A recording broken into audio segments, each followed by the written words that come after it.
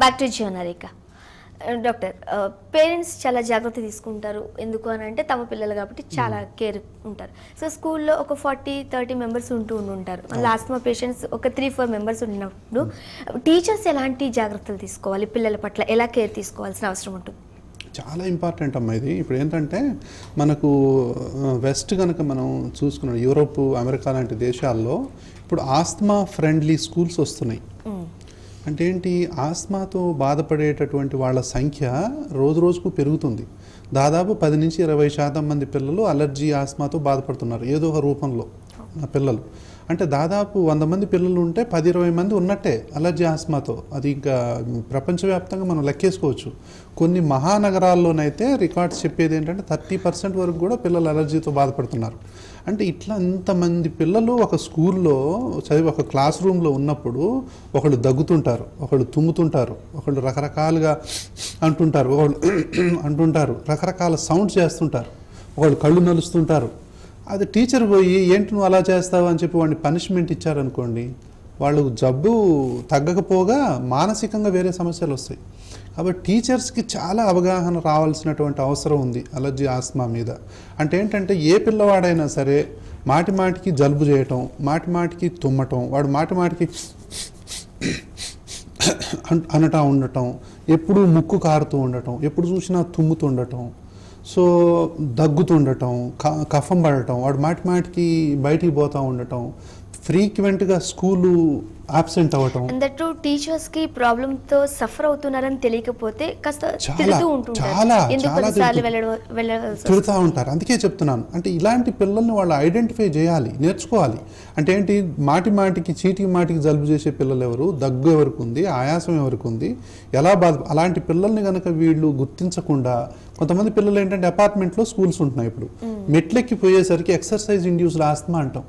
ఆ school bag వేసుకొని అంత ప్రయాణం చేసి ఆ అపార్ట్మెంట్ లాంటి స్కూళ్ళల్లో పోయి మెట్లెక్కేసరికి వాళ్ళ తల ప్రాణం తోక్కొస్తుంది, ఆయాసపడుతూ ఉంటారు పిల్లలు. కాసేపు ఏం మాట్లాడలేరు, ఎందుకు లేట్ వచ్చావంటే కూడా సమాధానం చెప్పలేరు. రైట్, అది స్టెప్స్ ఎక్కడం వలన వచ్చే ఆయాసం చాలా మంది అనుకుంటారు, కానీ ఆస్తమా వల్ల వచ్చిందని అందుకే కదా అవగాహన కల్పించాలి మనం. అందుకే ఇప్పుడు ఈ బుక్ రాశాను నేను.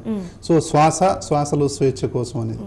అంటే ఇందులో ఇలాంటి పుస్తకాలు కనుక మనం టీచర్లు కనుక చదివినట్లయితే పిల్లలు ఎలాంటి బాధలు పడుతున్నారు, ఎలాంటి ఇబ్బందులు పడుతున్నారు అనేటటువంటిది స్పష్టంగా ప్రతి టీచర్ కూడా ఈ రోజుల్లో అలర్జీ ఆస్తమా గురించి తెలుసుకోవాల్సిందే.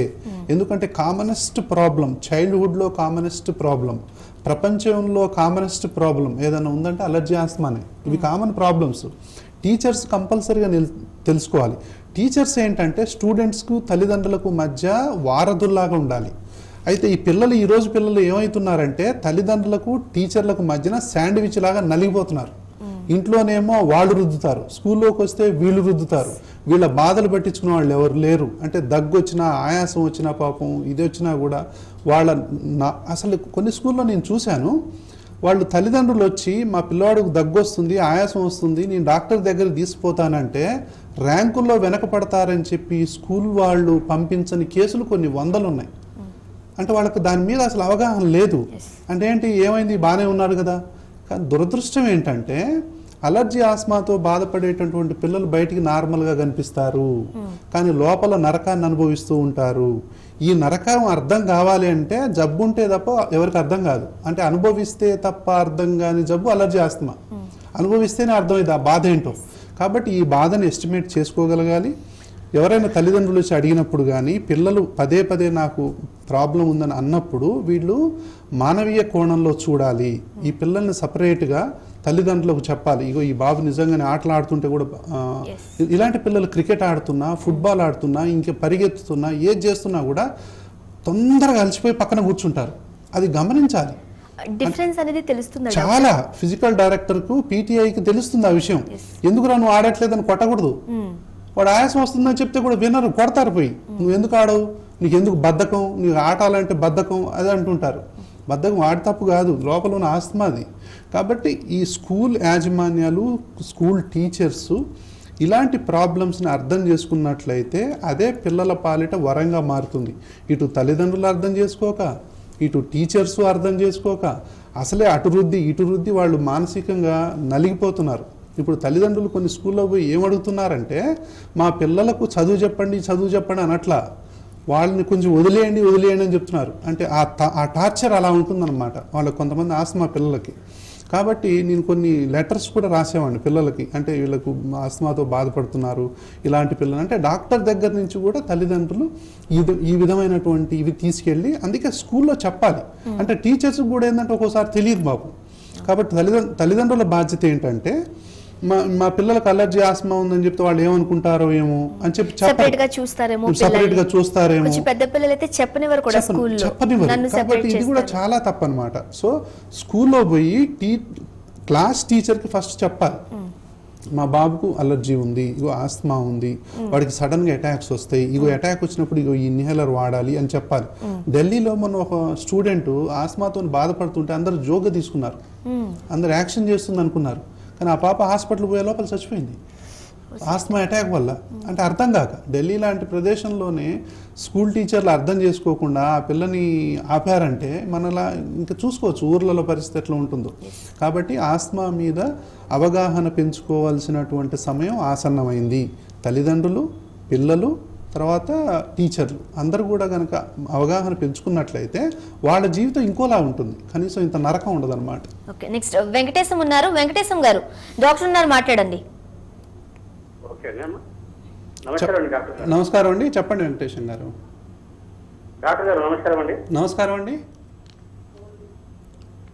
చెప్పండి సార్. డాక్టర్ గారు, మా అబ్బాయికి 32 ఇయర్స్ ఏజ్. ఓకే, గురక బాగా వస్తుందండి.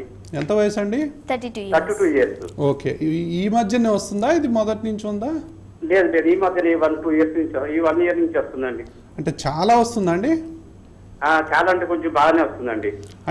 అంటే పక్కన ఉన్న వాళ్ళు డిస్టర్బ్ అవుతున్నారని చెప్పి కంప్లైంట్ ఉందా? అట్లా కంప్లైంట్ ఏం లేదు. పక్కన వాళ్ళు డిస్టర్బ్ అవుతున్నారా? అంటే ఆ డిసిజన్ అసలు ఏం లేదు, కానీ కాకపోతే ఇక మేమే ఫాదర్ మదర్ గా మేమే చెప్తా ఉన్నాము. అదే ఎందుకు అట్లా గుర్తుపెడుతున్నావు అని. అవునండి. మీ ఇంట్లో ఎవరికైనా ఈ జలుబు లక్షణాలు ఉన్నాయండి? లేదండి, ఎవరికి లేవు. నాకు కూడా లేదు, మా మిస్సెస్ కూడా లేదు. ఏదైనా పడకపోవటం అట్లా ఏం లేదండి. ముక్కు మూసుకోవటం, కొంచెం ఓసారి శ్వాస సరిగా రాదు అని అంటారండి.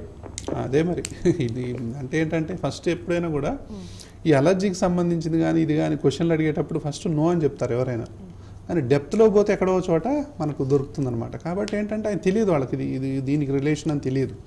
ఖచ్చితంగా ఎక్కడో ఒక చోట శ్వాసలో ఇబ్బంది ఉంటుంది. శ్వాసలో ఎక్కడో ఒక చోట ఇబ్బంది ఉండి ముక్కులో కావచ్చు, మనకు ఊపిరి పీల్చటంలో కావచ్చు, పరిగెత్తినప్పుడు ఆయాసం కావచ్చు, మెట్లెక్కినప్పుడు ఆయాసం కావచ్చు, ఈ మంచినీళ్ళు చల్లటి నీళ్ళు తాగినప్పుడు ఈ గొంతు పచ్చి చేయటం కావచ్చు, టాన్సిల్స్ ఉబ్బటం కావచ్చు, ఇలా ఉండి పిల్లలు గురకబెడుతుంది. కొంతమంది ఏంటంటే నోరు తెరిచి నిద్రపోతూ ఉంటారు నైట్ పూట. నోరు తెరిచి నిద్రపోయే వాళ్ళందరికీ కూడా దాదాపు ఎక్కడో చోట అలర్జీ ఉన్నట్టే లెక్క. సో సాధ్యమైనంత వరకు అన్లెస్ ప్రూవ్డ్ అదర్వైజ్, అంటే వాళ్ళకి ఎడినైట్సో, టాన్సిల్సో, తర్వాత సైనసో, లేకపోతే అలర్జిక్ రైనైటిసో ఏదో ఒకటి. సో ఇలాంటి లక్షణాలు ఉన్నటువంటి పిల్లలు అలర్జీకి, ఆస్తమాకు సరైనటువంటి వైద్యాన్ని కనుక మనం తీసుకున్నట్లయితే ఈ గురక తగ్గిపోతుంది. తర్వాత ఇంకా వేరే ప్రాబ్లమ్స్ ఏమైనా ఉన్నాయా, అనటామికల్ ప్రాబ్లమ్స్ ఉంటాయి, కొన్ని పుట్టుకతో వచ్చేటటువంటి కొన్ని ప్రాబ్లమ్స్ ఉంటాయి. ఇవన్నీ చూసి ఈ మధ్యకాలంలో లావు ఎక్కుతున్నారా ఇవన్నీ చూస్తాం. తర్వాత జంక్ ఫుడ్స్ ఏమైనా తింటున్నారా, బయట ఇంకా ఎలాంటిది అంటే ఇవన్నీ చూసిన తర్వాత ఈ ఏజ్లో కనుక మనం 32 ఇయర్స్ ఈ ఏజ్లో కనుక గురకని కంట్రోల్ చేసుకోకపోయినట్లయితే ఇప్పుడు ఇంట్లో ప్రాబ్లమ్స్ వస్తాయి, సో పార్ట్నర్స్తో ప్రాబ్లమ్స్ వస్తాయి. సో ఇవన్నీ ఉంటాయి. కాబట్టి సరైనటువంటి వైద్యుని సంప్రదించి సరైనటువంటి వైద్యాన్ని కనుక తీసుకున్నట్లయితే ఆ బాబు ఎంత మాత్రం బాధపడాల్సిన అవసరం లేదన్నమాట. నెక్స్ట్ రాంబాబు ఉన్నారు. రాంబాబు గారు, డాక్టర్ గారు మాట్లాడండి. చెప్పండి రాంబాబు గారు. నమస్తే సార్, నా పేరు రాంబాబు అండి. చెప్పండి. మా పాపకి 3.5 ఇయర్స్ అండి. 3.5? అవునండి. ఓకే. అయితే ఆయన బాగా దగ్గు జలుబు వస్తుందండి, గొంతులో కూడా గురకలాగా ఉంది. మీకు ఎవరికన్నా ఉందా అండి, మీ తల్లిదండ్రులు ఎవరికన్నా? మా ఎవరికి లేదండి. తల్లిదండ్రులు, తల్లికి కానీ తండ్రికి కానీ ఎవరికైనా జలుబు చేస్తూ ఉంటుందా? హలో, మీకు కానీ మీ మిస్సెస్ కానీ జలుబు ఎవరికి లేదండి. మా కానీ మా తాతయ్య వాళ్ళకి ఎవరికి లేదండి. ఆ పాపకు ఒక్కదానికే జలుబు వస్తుందా? మీరు టీవీ చూస్తూ మాటి మాట్లాడండి. మాటికి జలుబు చేస్తుందా? అంటే ఇప్పుడు 3.5 సంవత్సరాలు చీటికి మాటికి జలుబు చేయటం, అంటే ఈ చీటికి మాటికి జలుబు చేసేటువంటి కేసులు కనుక మనం మాట్లాడుకున్నట్లయితే చిన్నప్పటి నుంచి 3వ నెల పిల్లల నుంచి ఎవరికైనా సరే మాటికి జలుబు చేయటం, ముక్కు దిబ్బడేయటం, ముక్కు కారటం, దాని తర్వాత ఊపిరి తీసుకోలేకపోవటం, పాలు తాగలేకపోవటం, వాతావరణం మారగానే ఎక్కడో చేంజ్ రావటం, తర్వాత ప్రయాణాలు చేసిన వాతావరణం మారిన ఏదో ఒకలాంటి చేంజ్ రావటం, ఇలాంటి లక్షణాలు ఉన్నప్పుడు తల్లిదండ్రుల్లో కానీ అటు సైడ్ కానీ ఇటు సైడ్ కానీ ఎవరికైనా ఇదే లక్షణాలు ఉన్నప్పుడు మనం అలర్జీ ఆస్మాని సస్పెక్ట్ చేయాలి. ఎందుకంటే అలర్జీ ఆస్మా మొదలయ్యేది పిల్లల్లోనే, చిన్న మొక్కలాగా మొదలవుద్ది, ఇదే మహావృక్షంగా మారుతుంది.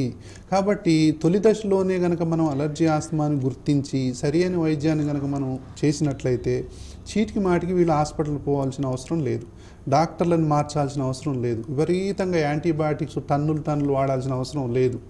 ఇలా కాకుండా కేవలం ఒకటి యాంటీబయాటిక్సే వాడటం, దాని తర్వాత అలర్జీ ఆస్మాని మర్చిపోవటం కనుక చేసినట్లయితే జీవితాంతం యాంటీబయాటిక్స్ వాడుతూనే ఉంటారు. సో యాంటీబయాటిక్స్ వాడటం అనేది ఈ కేసుల్లో అసలు పాయింటే కాదు. అలర్జీ ఆస్మాని గుర్తించి దానికి కరెక్ట్ వైద్యం చేయకుండా కేవలం యాంటీబయాటిక్స్ వాడినట్లయితే దానివల్ల ఉపయోగం ఉండదు. కాబట్టి ఒక డాక్టర్ తగ్గలేదని ఇంకో డాక్టర్ కాడిపోతారు, ఒక హాస్పిటల్ కాదని ఇంకో హాస్పిటల్కి పోతారు, ఆయుర్వేదం అంటారు, హోమియోపతి అంటారు, అల్లోపతి అంటారు, మూఢనమ్మకాలు, నాటు వైద్యాలు, ఇట్లా తిరుగుతూ ఉంటారు. డాక్టర్ తిరిగి విసిగి వేసారిపోతారు కొంతమంది. కాబట్టి ఇలా విసిగి వేసారిపోయిన వాళ్ళు ఏంటి అసలు ఈ పిల్లలకి ఎంతకు తగ్గదు అని చెప్పి అనుకునేవాళ్ళు, అమ్మో అసలు పెళ్లి చేసుకోవటమే పొరపాటు ఏంటి అనుకునేవాళ్ళు. సో ఎవరైతే బాగా బాధపడుతూ ఉంటారో ఈ బాధపడేవాళ్ళు అలర్జీ ఆస్మా లక్షణాలు ఉన్నాయా లేదా చూసుకొని సరి అయినటువంటి వైద్య నిపుణుని సంప్రదించాలి. సరి అయినటువంటి ఇన్హేలర్స్ కానీ సరి అయినటువంటి వైద్యాన్ని కానీ పొందినప్పుడు ఈ పిల్లలు ఎలాంటి బాధ పడరు. అంటే ఇలాంటి పిల్లలే రేపు ఎగ్జామ్స్ టైంలో బాధపడేటటువంటి అవకాశం. ఈ ఎగ్జామ్స్ టైంలో ఇంకోటి ఏంటంటే మనం చెప్పుకోవాల్సింది, ఇప్పుడు ఇన్హేలర్స్ వాడుతూ ఉంటారు. ఎగ్జామ్స్ పోయేటప్పుడు పొద్దున్నే ఇన్హేలర్ పీల్చిపోకూడదు. ఇన్హేలర్ అంటే ఎందుకంటే షేక్ అవుద్ది రాసేటప్పుడు. సో ఇన్హేలర్ సైడ్ ఎఫెక్ట్ ఏంటంటే కొన్ని ఇన్హేలర్స్ ఇట్లా చేయి వణుకుతుంటుంది. కాబట్టి వీళ్ళు ఏంటంటే ఎగ్జామ్ సపోజ్ మార్నింగ్ ఉందనుకోండి, మధ్యాహ్నం రాగానే ఇన్హేలర్ పేలవచ్చు. కానీ ఎగ్జామ్ పోయేటప్పుడు ట్యాబ్లెట్లు వేసుకుని కానీ ఇన్హేలర్ కొట్టుకోవద్దు. ఇన్హేలర్ కొట్టుకుంటే షేక్ అవుతుంది అనమాట. కాబట్టి ఎగ్జామ్ రావటే కష్టం అవుతుంది.